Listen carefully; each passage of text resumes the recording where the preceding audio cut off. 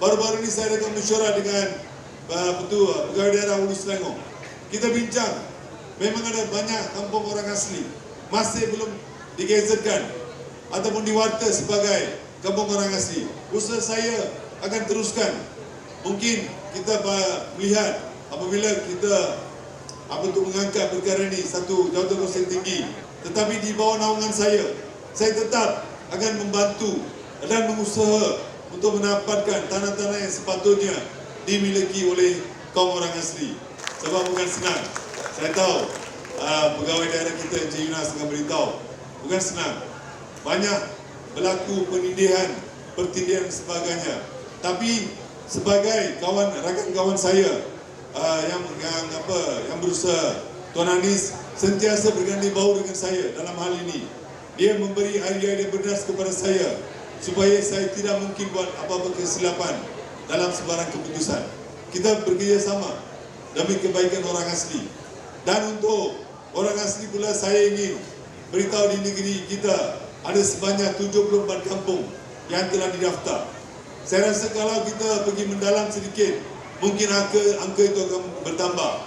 Dan kita juga ada 62 tobatin, di mana kita dan Kerajaan Persekutuan sama-sama membayar laun kepada mereka. Dan di bawah saya kita juga ada 10,000 peruntukan, di mana mereka boleh guna pakai untuk program-program gotong royong, pembersihan ataupun penutupan jalan dan sebagainya. Dalam usaha saya untuk membangunkan sosioekonomi masyarakat orang asli, saya telah mengadakan mencerahkan kampung orang asli program namanya. Saya pasang lampu solar di kawasan-kawasan orang asli di mana tiada bekalan elektrik.